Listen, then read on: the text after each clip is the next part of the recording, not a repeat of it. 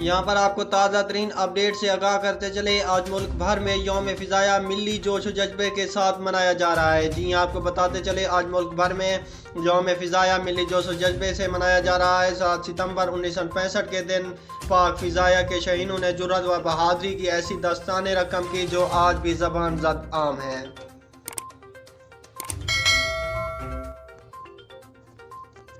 6 सितंबर 1965 को ज़मीनी मार्च पर बुरी तरह शिकस्त खाने पर भारत ने 7 सितंबर को अपनी फ़िज़ाया को इस्तेमाल किया, जिस पर पाकिस्तानी शहीद भी फौरी हरकत में आए।